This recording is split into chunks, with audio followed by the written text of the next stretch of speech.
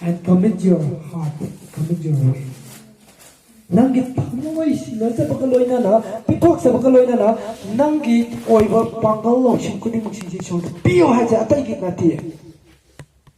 shoy out the sa punamok shoy ka kadon ay ngasi ki dumisida ay shoy ki damata kari to hogadon ay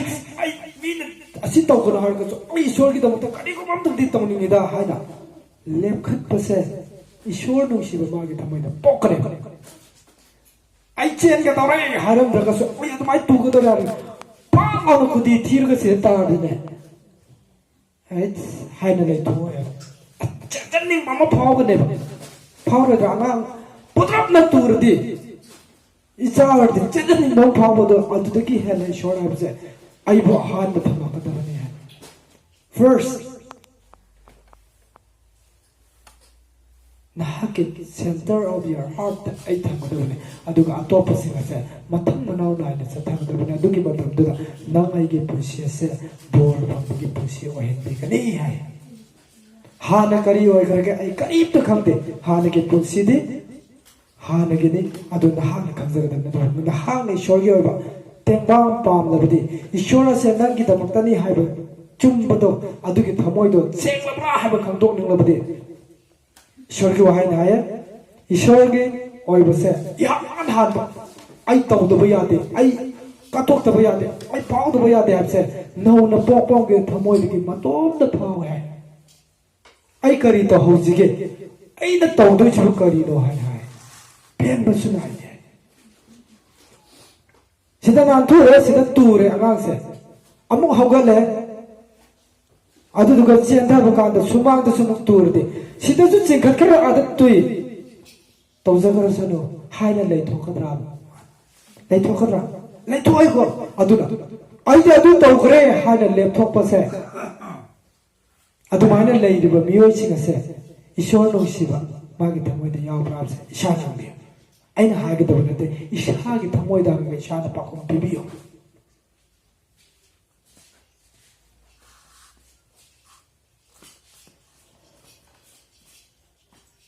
Lamentation chapter 3 verse 22 to 23 to higher. Ishor da kantang hana thajabiro. Ishor da kantang hana yangshin biyo. Nangi aigi yumgi or nangi aigi punsi go ba ayama ba kumba ya ba pakuma ya mam leragani. Adu sing adugi punna baksing adugi phahan bina na ba. Yangshin bina na ba. Shumhan bina na ba. Labi se bina na ba di. Mangwanda thajaba thambadu da kantang yohan begani habse ishor promise tawrgale mangwanda thajaba musum mahapu nungsibse kanana hargade masai haige bodo ishor gi damuktani hargade ai taibang pangi thabak aruba mayam leiramba ya adu to maning da thamme harga mahak thawgal tawba phangjarabdi mahak ki thawgal tawriba khoi gi punsida mahak na kaw thokpiroi महाना काउथोक पिद्रबदी आइकोगी पुंसीगी चाथाजरिबो नुमित पुंजा खुदिंग मक्सिंग से महाना नाक्षिगने अंगांग अमा तुबो मतम नुंगसिबदो अदुदगी हेला महाना खोबो नुंगसिबिगने मीसिंगना क्वाइदगी चेंसलगा सैना थिनबीबा नुंगना थाबीबा मसा थुदेक बसे हई क्वाइदगी यामना पानबदो थोकने सुमिको 왜 하이 밤비지 망아들 하고 과이되게 미는 장근 버세 아마 각당 아니 각당 빨아보다 장너를 아니 쉬우다 핵 버세 가나구멍마디 캉버니나 파자나 까칼라가 따나 예enge 해가네 가나구멍디 눅나 타네 문버수 로이 겐가네 가나구멍나 짜이나 라이테가네 마사지 가나구멍나 찡더라 마사지 세타네 이쇼나 야만 농시버세 미싱기 오이바 영전버디 마야만 레라바야 아두보 이쇼나 농시버시데 아두기 영전기베 마하고도다 해야네 농시버 파오 마사이게 마사 마야만 세타라버서 눅나 타보 따라서 유부도다 항세바 그럼바 히안세게나 하제바 마데 마사 세타간버레 눅나 좀 타타바게 코에다 사이드버 아시안 탈론 하이가드라고 야 나기와 하이가드라 ꯑꯁꯤꯁꯤꯗꯤ ꯃꯤꯅ ꯑꯁ ꯍꯟꯖꯟ ꯑꯩꯅ ꯀꯣ ꯇꯨꯝꯕ ꯌꯥꯗ꯭ꯔꯕꯅꯤ ꯆꯤꯡꯊꯕꯅꯦ ꯂꯩꯊꯠꯄꯅꯦ ꯅꯨꯡꯅ ꯊꯥꯕꯅꯦ ꯄꯥꯟꯕꯗꯤ ꯌꯥꯝ ꯄꯥꯜꯂꯦ ꯁꯤ ꯌꯥꯟꯊꯠꯂꯣꯅ ꯍꯥꯏꯒꯗ꯭ꯔꯅꯦ ꯅꯪꯕ ꯄꯥꯟꯗꯕ ꯑꯅꯤꯁꯤ ꯌꯥꯟꯀꯣ ꯁꯤꯖꯤꯟꯗꯤ ꯈꯪꯉꯝꯃꯣ ꯍꯥꯏꯅꯦꯕ ꯃꯐꯝ ꯆꯥꯗ꯭ꯔꯁꯨ ꯆꯥꯗꯅ ꯑꯗꯨꯅ ꯏꯁꯣꯔꯅ ꯈ꯭ꯋꯥꯏꯗꯒꯤ ꯅꯨꯡꯁꯤꯕꯁꯦ ꯃꯤꯁꯤꯡꯅꯗꯤ ꯌꯦꯡꯊꯤꯒꯅꯤ ꯑꯗꯨꯕꯨ ꯏꯁꯣꯔꯅ ꯍꯥꯏꯒꯅꯤ ꯁꯤ ꯑꯩꯒꯤꯅꯤꯅ ꯉꯥ ꯊꯝꯒꯅꯤ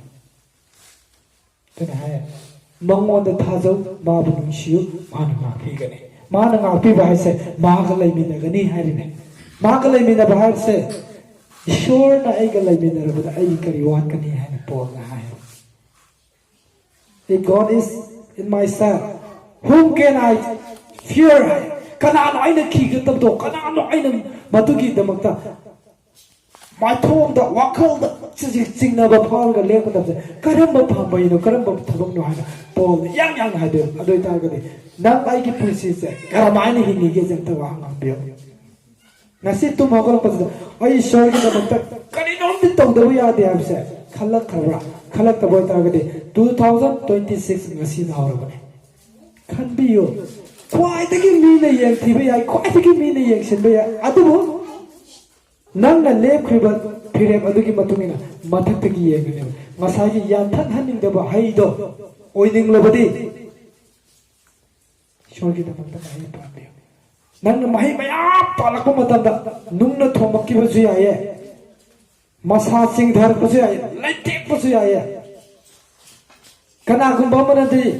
masa sing daba laitekpada natana suksa saroi daba boktana kathalamba yaye kathalamba yaye ko adabu yubu duta hangladi aigide asiji thamira matai lo yatat ko mathaksina nangi dabakta lepabse nang aigi thamoina magi dabakta lepkiba magi dabakta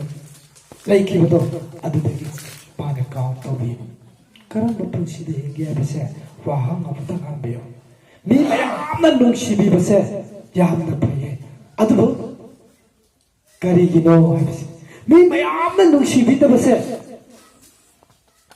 adugi ju aphaba mafam ama lei haibu shorwai na habse aigi maram ki damakta mi mayamna nungsidana tarabadi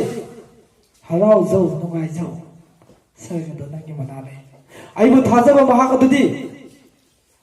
imung mananga yadaba lebane aigi damakta lepa adudi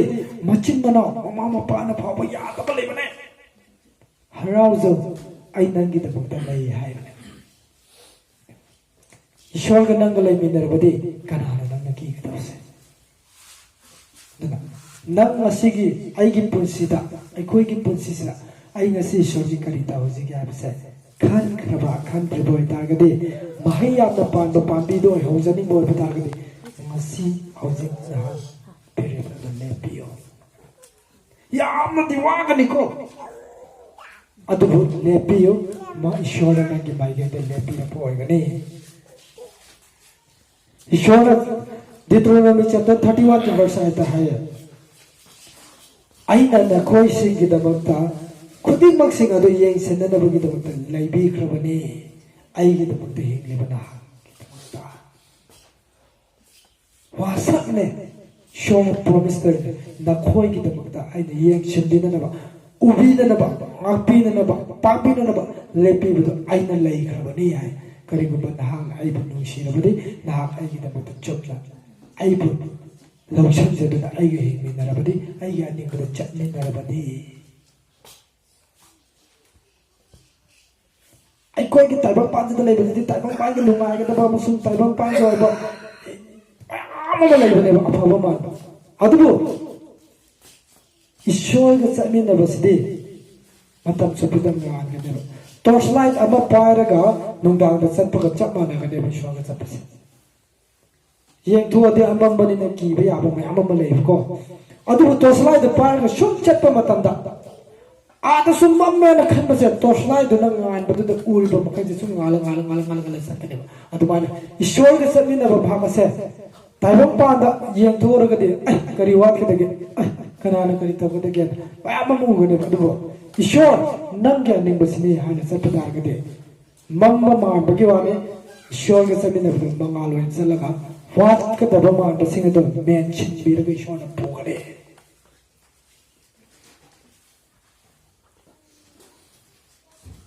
अनौब ईश्वर की ओइबा खुदोन सिंह अदो